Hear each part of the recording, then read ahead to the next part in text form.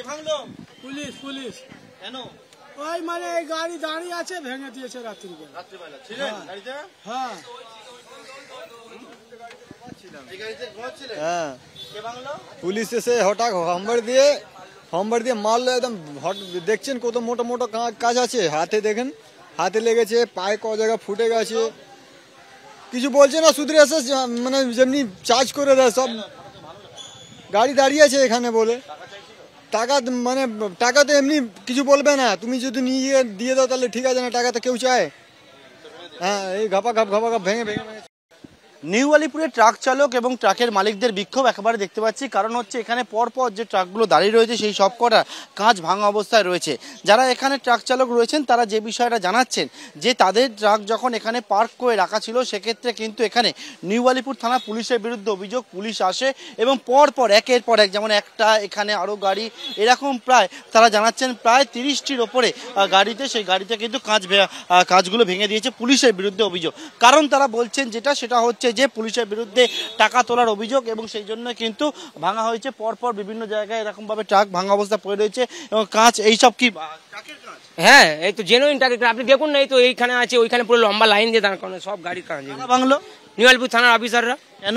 কেন? ওনাদের বক্তব্য আমরা রোডে গাড়ি রাখবো না, গাড়ি কোথায় রাখবো ওনাদের সঙ্গে আন্ডারস্ট্যান্ডিং করতে হবে। মানে আমাদের কিছু একটা ব্যাপার আছে ওনাদের সঙ্গে, যেটা আমাদের বসে মিউচুয়াল করতে হবে, সেটা টাকার ব্যাপারও। আর ওনারা পার ডে আসছে মদ খেয়ে, মানে প্রায় এটা প্রতিদিনের রুলস হয়ে গেছে যে মদ খেয়ে এসে ওনারা এরকমভাবে অত্যাচার করবে। তাও যদি দিনের বেলা আসতো একটা আলাদা ব্যাপার, আমাদের সাইডিংয়ে সব মালিক থাকে, যখন গাড়িতে লেবার খালাসিরা থাকবে তখনই এসে এইভাবে অত্যাচার। এবং এরকম দেখতে পাচ্ছি যে এখানে একেবারে প্রচুর যে কাঁচ, সেই কাঁচ জড়ো করে তারা বালতির মধ্যে রেখে দিয়েছে। পরপর যে গাড়িগুলো রয়েছে সেই সমস্ত গাড়িগুলোর কাঁচ ভাঙা অবস্থায় রয়েছে। এখানে আরও পরপর যে সারি দেওয়ার যে গাড়িগুলো রয়েছে দেখতে পাচ্ছি সেই সব গাড়িতে কাঁচ ভাঙা অবস্থা রয়েছে।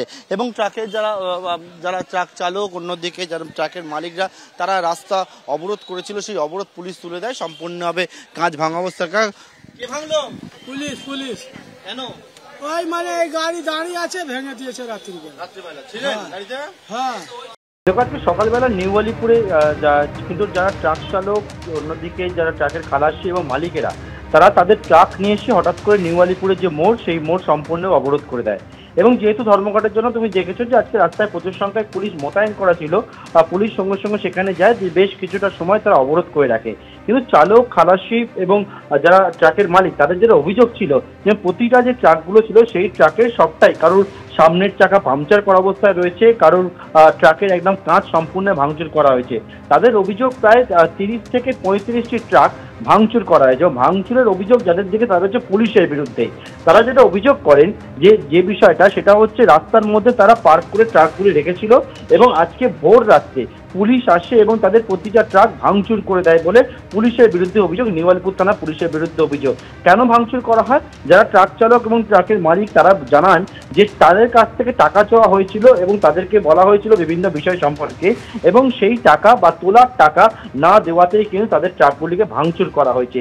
এরপরে তারা বিক্ষোভ দেখাতে শুরু করে, তীব্র উত্তেজনা পরিস্থিতি তৈরি হয়। যদিও সেই অবরোধ পুলিশ প্রাথমিকভাবে হস্তক্ষেপ করে তুলে দেয়, তার পরবর্তীকালে পুলিশের তরফ থেকে বলা হয় যে বিষয়টি, সেটা হচ্ছে যে পুলিশের বিরুদ্ধে যে অভিযোগ এসছে সেই অভিযোগটা খতিয়ে দেখা হচ্ছে, পরবর্তীকালে যদি প্রমাণ পাওয়া যায় তাহলে কিন্তু ব্যবস্থা নেওয়া হবে।